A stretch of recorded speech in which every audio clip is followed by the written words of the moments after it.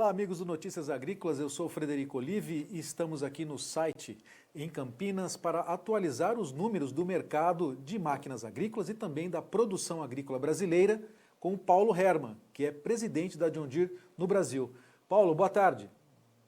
Boa tarde, Fred. Boa tarde, ouvintes da Notícias Agrícolas. É um prazer novamente falar com vocês e trazer a perspectiva da indústria de máquinas com relação ao mercado brasileiro. Muito bem. Paulo, em março de 2020, nós nos encontramos numa dessas feiras de máquinas agrícolas pelo Brasil, se não me engano, foi na Expo Direto, lá em Nome Toque, e naquele momento eu fiz uma entrevista com você e, olhando essa entrevista hoje, me parece que naquele momento você tinha uma bola de cristal, porque você quase que acertou em cheio os números que você divulgava naquele momento daquilo que nós poderíamos prever em relação à produção, ao PIB do Brasil e vamos dizer assim, a abundância de negócios que poderiam ocorrer em 2021 e 2022.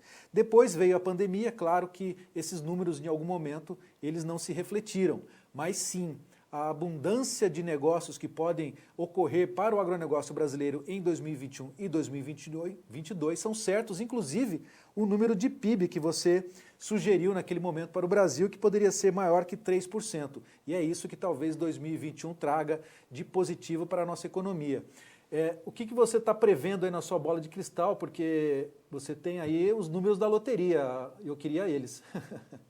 Eu acho que eu estou perdendo tempo aqui na John Deere. Eu devia de abrir aí um escritório aí de previsão de mercado. Mas, na verdade, Fred, são muitos anos em que a gente atua nesse segmento e tudo é uma questão de oferta e de demanda. Se nós olharmos os estoques internacionais, eles estão muito baixos, né? Estoque de soja está baixo, estoque de milho está baixo. Então, esse é um primeiro ponto, um primeiro fator que não precisa bola de cristal, é só olhar, acompanhar os relatórios que existem no mercado disponíveis. Aí. O segundo ponto é a questão do poder aquisitivo, a questão do crescimento da população. Também não precisa bola de cristal. Não, o mundo continua crescendo, a razão de 2%, 3% ao ano, né? Está havendo uma transferência de renda, principalmente nos países da Ásia. 65% da classe média mundial vai estar em 2030 na Ásia. Então, isso é um outro fator que não precisa bola de cristal, né? O terceiro é a nossa aptidão para a produção. Se nós olharmos ao redor do mundo, os agricultores brasileiros são extremamente competitivos por várias razões, né? Uma por conta do domínio da agricultura tropical, quer dizer, a Embrapa, criada na década de 70, ela nos ensinou como é que a gente deve tratar o agro nos trópicos, né? Isso nos tornou competitivos, nos deu 2 safras, 3 safras, até 4 safras, né? O único lugar no mundo que isso ocorre. Você pega essas coisas aí, combina, que é os estoques internacionais baixos, aumento da demanda em função do poder aquisitivo e do crescimento da população e nossa aptidão para a produção, eu acho que a conclusão é bem simples e é bem óbvia. Obviamente, nós não contávamos na época com o Covid. Lá em fevereiro, quando nós conversamos, o Covid era uma coisa muito distante, era uma coisa muito asiática, muito chinesa. Nunca ninguém imaginou que um mês depois nós estaríamos parando o país, entrando em quarentena, hashtag fica em casa e todas essas coisas. Então, esse é o grande fato, né? E que, no final das contas, quem segurou a onda do ponto de vista de alimentação da população que estava em casa, abastecimento das gôndolas do supermercado, né? Carregamento dos 5, 6 navios que vieram buscar grãos e carnes no Brasil, foi o agro. Então, se pega todos esses aspectos, combina, né? Você vê que o agro sai muito fortalecido nesse processo. O agro se mostrou resiliente nesse processo, responsável nesse processo, né, nessa pandemia, e nós entramos 21 e 22 com aquela visão, quer dizer, não tem nada que nos indique que 21 e 22 não sejam anos de grande demanda de alimentos vindos principalmente da Ásia, né? E, nesse sentido, nós estamos preparados para atender essa demanda. Por isso que, naquela ocasião, a minha previsão era essa. Obviamente, eu errei na Selic, né? A Selic, na época, estava 4,5%, depois a gente acabou fechando em 2%. Naquela época, falava num PIB de 4 no Brasil, 3 no Brasil, quando o agro é que deu isso, né? O Brasil, PIB negativo, 3, 4 negativo.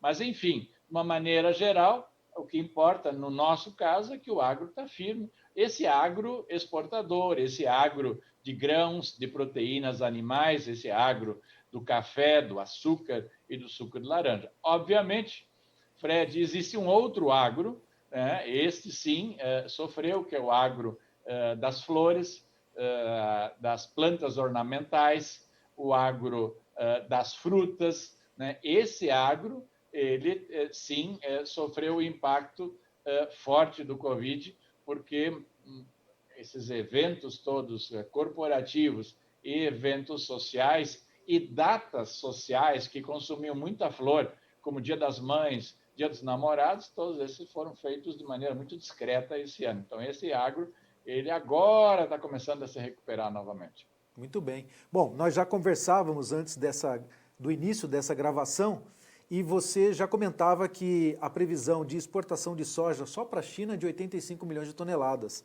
mas o nosso consumo interno é de 40 milhões de toneladas, então vamos ter que produzir muita soja para atender essa demanda. Qual é o impacto disso para a nossa economia e para a economia do agro?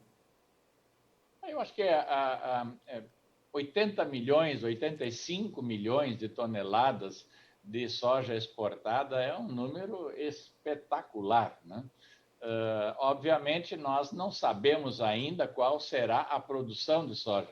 Nós tivemos um impacto da falta de chuva, da falta de água no início do plantio. Isso reduziu a área plantada de primeira safra em alguns estados, vai impactar em produtividade. Então, o número final nós não sabemos se vai ser 135, 130 milhões. De qualquer maneira, há uma expectativa de que seja maior do ano passado.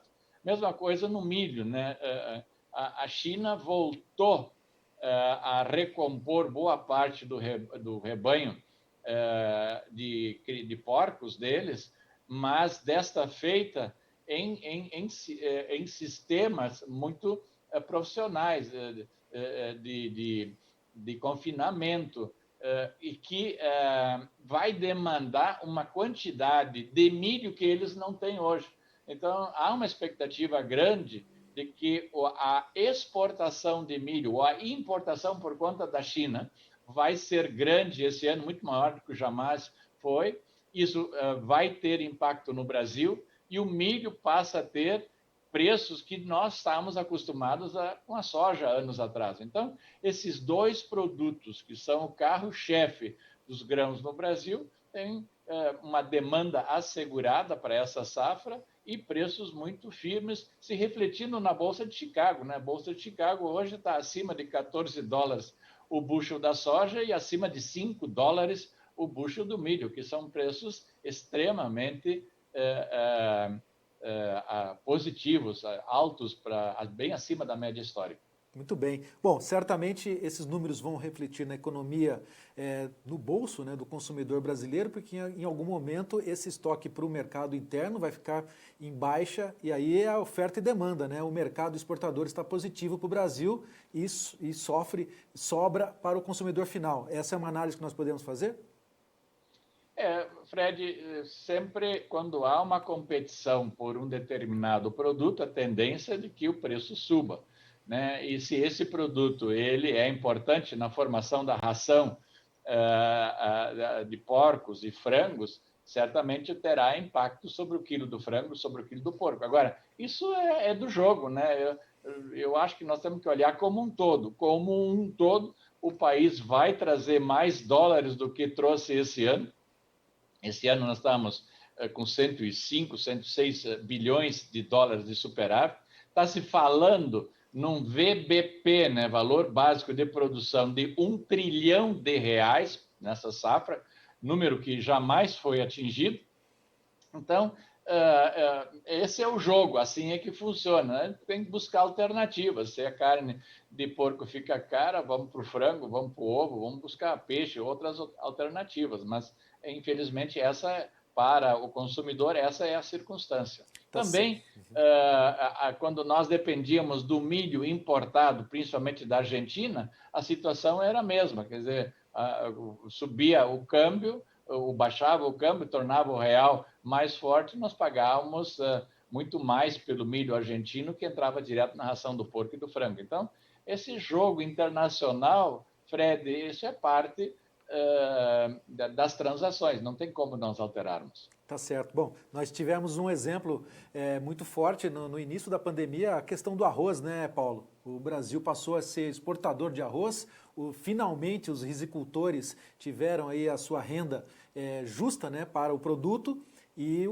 a grande mídia trouxe aí o reflexo disso, culpando os agricultores pela alta do arroz. Isso é injusto, né, Paulo? É extremamente, eu acho que denota uma ignorância a partir das leis de mercado, né? O Brasil tem um consumo anual de 10,5, 11 milhões de toneladas de arroz e tem uma produção de 11,5 milhões de toneladas de arroz. Então, no ano em que dá tudo certo, chove certo, não tem nenhum problema de doenças sanitárias, né? Sobra aí 1 milhão da nossa produção. Agrega ainda mais 1 milhão que vem de fora, que são nós, brasileiros mesmo, que plantamos no Paraguai, no Uruguai, na Argentina, acaba sobrando 2, 3 milhões e aí deprime o preço, porque não há consumo, né? O consumo per capita de arroz está baixando no Brasil. Já foi 45 quilos, está em 33 quilos por pessoa ano. Então, nós temos excesso de oferta de arroz no Brasil, quando tudo dá certo. E aí os preços são deprimidos, bom para a população que compra arroz barato, mas quebra todos os produtores de arroz. Tanto é que o segmento, talvez, que mais sofreu com isso nas últimas décadas, o setor arrozeiro. Você pode ver que os agricultores de arroz, em grande parte, ainda estão endividados de anos anteriores. O que aconteceu esse ano? Esse ano, mais uma vez, nós fizemos uma boa produção, mas o consumo aumentou, porque com essa pandemia se comeu muito em casa, né? As pessoas comiam em casa, e em casa a gente come arroz, feijão e uma mistura. Sim. Então, o consumo de arroz subiu, o consumo de feijão subiu, o consumo de ovos subiu, todos esses produtos que entram mais no básico de uma refeição subiram. Né? E o mesmo aconteceu no Paraguai, no Equador, na Colômbia, no Chile, na Bolívia, em todos esses países que passaram a comprar arroz para atender a esse aumento de consumo por conta da quarentena. A dona de casa não faz pratos sofisticados de restaurantes de 5 estrelas. Né? É aquele basicão. E esse basicão, tanto é verdade que não tem feijão para vender. Na conversa com o agricultor, vendemos todo o feijão possível, todos os estoques possíveis, mesma coisa com arroz. Então, o que aconteceu com o arroz, uma longa explicação, é uma coisa muito simples que ainda não conseguimos revogar, que é a lei da oferta e da demanda. Tá certo. Aumentou a demanda, a oferta não acompanhou, o preço subiu. Amanhã inverte a situação, o arroz passa de novo a ser 25, 30 reais o saco. Só isso. Não tem nada de errado. O resto é desinformação e até má vontade de entender os mecanismos como eles regem a natureza. Muito bem. Bom, estamos falando nesse momento somente de dados muito positivos para a agricultura e para os agricultores. Nesse sentido, os agricultores estão capitalizados pelos números na Bolsa e também pelo mercado interno. E isso se refletiu em 2020, essa rentabilidade do agricultor, ele foi às compras, não é mesmo, Paulo? A gente viu em 2019 um mercado, por exemplo, de máquinas agrícolas não tão bom. Em 2020, surpreendentemente, com a pandemia, achava-se, né, que o mercado seria bastante deprimido, justamente porque fábricas cessaram suas suas unidades, as concessionárias também tiveram portas fechadas durante um período ali da pandemia. No entanto, mesmo assim, o agricultor foi às compras e 2020 acabou com um número de vendas de máquinas muito parecido com 2019, na ordem de 43 mil unidades vendidas. Isso te surpreendeu, Paulo? E até porque as feiras presenciais também foram canceladas, esse número te surpreendeu ou vocês tinham mais ou menos esse planejamento mesmo com a pandemia?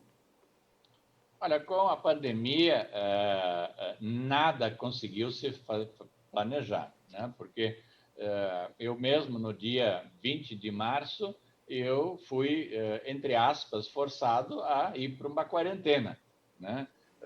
Houve uma pressão social das famílias dos nossos funcionários e todos, e que, de uma certa maneira, fecha a fábrica, tem que ir para casa, porque tem que ir para casa.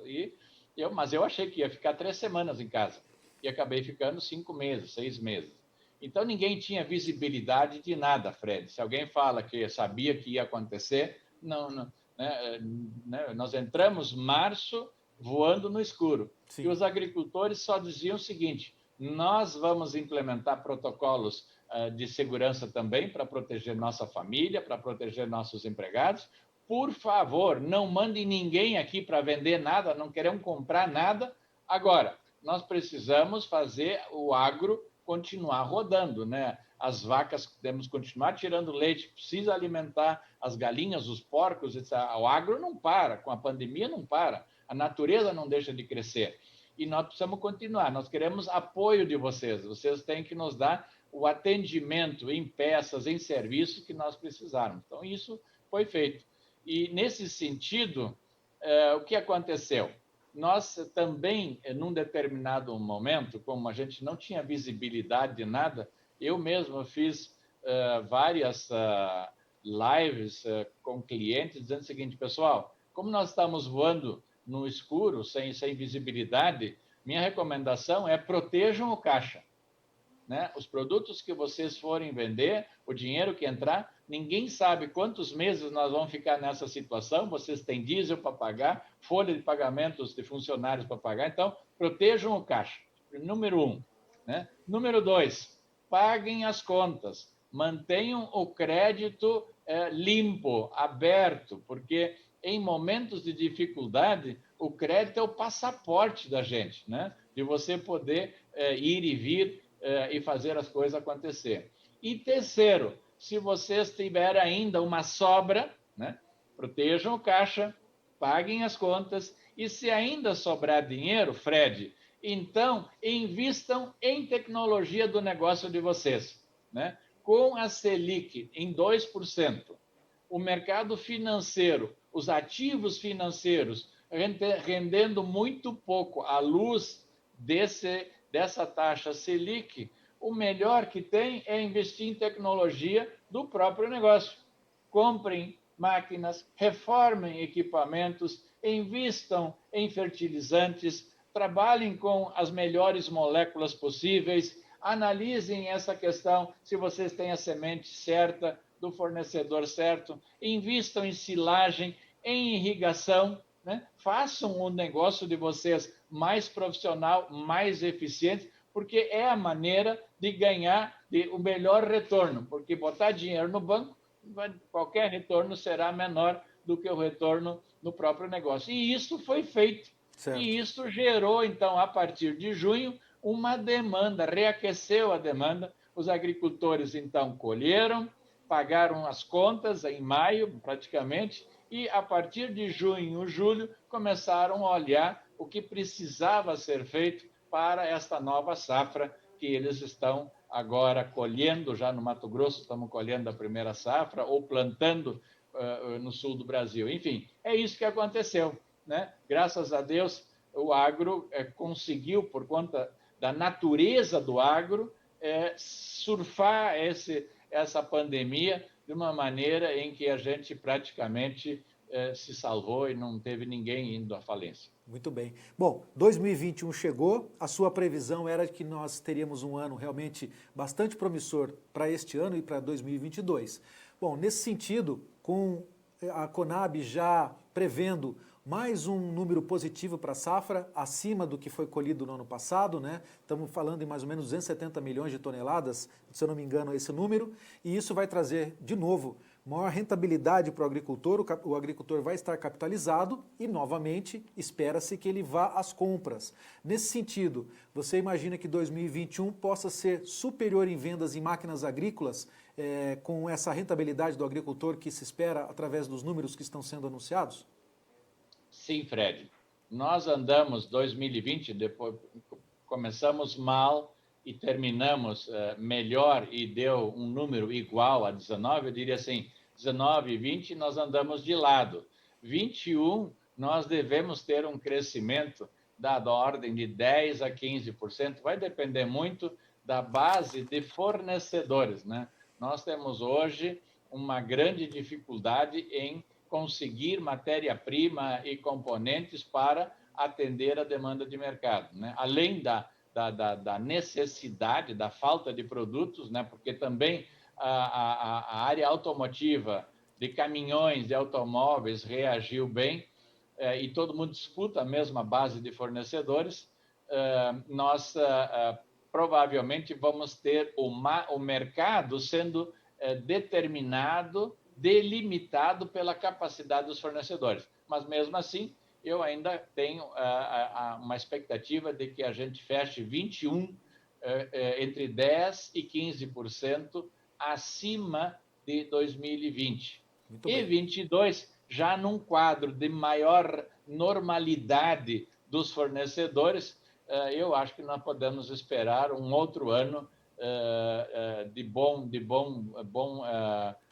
volume de mercado, de bons preços, porque os estoques internacionais não se recuperarão em 21. Nós vamos levar ainda alguns anos para recompor níveis de 5 anos atrás. Muito bem. Bom, uma experiência que nós tivemos nesse ano de pandemia, em 2020, foi que os agricultores não tiveram a presença das feiras de máquinas agrícolas para fazerem suas compras. Tiveram ali a Copavel em fevereiro e logo no começo de março a Expo Direto, e depois as feiras foram canceladas. Mesmo assim, como você já disse, o mercado andou de lado muito próximo em 2019. Ou seja, o produtor, mesmo sem as feiras de máquinas agrícolas, ali vendo as novidades, ele foi realmente às compras e adquiriu mais tecnologia. Ele buscou essas novidades pelas plataformas digitais, a John Deere mesmo, como outras grandes fabricantes, produziram as suas feiras virtuais e aí colocou as tecnologias no mercado. Para 2021, as grandes empresas de máquinas agrícolas já declinaram da possibilidade de participar das feiras que seriam ou que poderiam ser realizadas este ano. Isso vai atrapalhar as vendas, sabendo que no ano passado isso não atrapalhou? Você acredita que isso pode diminuir as vendas de máquinas agrícolas? A não presença em feiras que normalmente o agricultor visita para comprar máquinas agrícolas? O que determina o tamanho do mercado é a demanda, não são as feiras. As feiras são importantes, nelas as empresas fazem seus lançamentos. Nós somos latinos, nós precisamos do olho no olho, do aperto de mão, de nos vermos, de darmos boas risadas. Isso jamais será substituído. As feiras trazem essa oportunidade da gente se reencontrar, da gente conversar, da gente discutir o negócio, né? Isso jamais será substituído. Agora, em 2021, seria uma temeridade nós estimularmos a participação em qualquer feira de maneira presencial. Nós vamos passar esse ano todo aí lutando com esse Covid, com a vacina, com os grupos preferenciais que vão ser vacinados. Tem muita água para passar por baixo dessa ponte ainda, para podermos sair em grande quantidade de pessoas, em aglomerações, né? Trazer milhares de pessoas para um mesmo local de maneira segura e de maneira responsável. A nossa empresa não vai participar de nenhum evento presencial, porque nós entendemos que é de uma irresponsabilidade nesse momento, dado a gravidade da situação. Nós estamos de novo com mais de 1.000 mortes por dia, nós já passamos a barreira dos 200.000 pessoas, óbitos com este Covid. Nós não temos clara sinalização do tema da vacina, qual é o efeito da vacina. Esse assunto está politizado, então a melhor coisa que a gente pode fazer é manter a calma, aguardar os fatos e evitar, de maneira responsável, qualquer aglomeração. Agora, também uma outra coisa que nós aprendemos com o Covid, com a pandemia, Fred, é de que o digital veio para ficar, né? Se nós antes estávamos naquela dúvida de que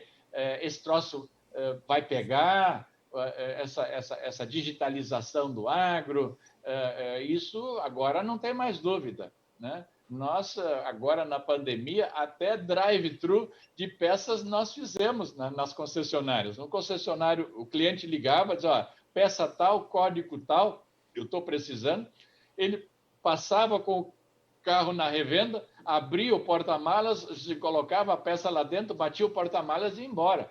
Então, nós encontramos várias maneiras de usar os recursos da digitalização para fazer negócios. E isso veio para ficar. Outro aspecto, Fred, só para complementar, sim, é de que também nós vimos, com esse negócio de quarentena, as famílias conseguiram se reunir e muitos filhos que estavam nas capitais tinham saído das residências, das fazendas, das propriedades do interior, acabaram voltando. E ao voltar, e ao conviver com a família, e ao conviver com o agro, tem muita gente que resolveu ficar. muito Né? bem. E, inclusive, essas startups que estavam proliferando, elas se direcionaram para o lado do agro e hoje são grandes parceiros de negócio. Então, o digital veio para ficar, os jovens retornaram numa velocidade maior do que esperado, né? E esse movimento vai fazer com que as vendas vão ocorrer independente da feira, porque o que determina a venda é a demanda, não a feira. Muito bem, tá bom. Bom, nós já estamos encerrando essa entrevista. Quem está nos acompanhando percebe aí a quantidade de conhecimento, né, que Paulo Hermann tem para falar sobre qualquer assunto, e para mim é uma felicidade sempre conversar com você, viu, Paulo? Mas antes de encerrar, eu queria que você também tivesse aqui conhecimento de um trabalho que nós estamos realizando aqui no Notícias Agrícolas, também junto ao programa Tempo e Dinheiro, que tem o comando do João Batista Olive, que é falar de agricultura sustentável. Nós estamos aqui querendo fomentar cada vez mais para que o agricultor que já produz em plantio direto faça cobertura permanente de palha sobre o solo, faça rotação de culturas, para que realmente a agricultura seja cada vez muito mais próximo da natureza. Essa é a ideia, né? A pegada de carbono pela soja, pelo milho, seja muito mais eficiente e o agricultor possa ter aí também, quem sabe, um custo de produção menor, porque tem aquela palha sobre o solo, produzindo as minhocas, né, que a Marie Barthes, filha de Herbert Barthes, tanto fomenta entre os agricultores, essa importância de ter os micros e macro-organismos atuando sobre o solo. Como é que vocês, da John Deere, né, das empresas de máquinas agrícolas, estão acessando esse assunto e fomentando também entre as suas concessionárias, os seus agricultores, esse tema tão importante de agricultura sustentável, Paulo? Olha, essa questão da sustentabilidade, da produção de maneira responsável do ponto de vista ambiental, também é outro aspecto que veio para ficar, né? Nós temos hoje 86% da população brasileira morando nas cidades e eles querem comer alimentos com qualidade e em quantidade. E para isso é preciso que a gente assegure a eles, né, a completa transparência de onde esse produto é produzido, a rastreabilidade e por aí vai. Então, isso aí também é outro aspecto que veio e te cumprimento e ao João Batista pela iniciativa. A questão é agora ver como é que nós podemos fazer a monetização disso aí, porque isso aí não cai do céu, isso não está pendurado nas árvores aí da gente só pegar. Isso exige investimento por parte dos agricultores. Você tem que brincar os animais, botar brincos na orelha deles para poder fazer todo o processo de rastreabilidade. Enfim, tem um monte de iniciativas, processos, né, que tem que ser implementados, tem que ser revistos.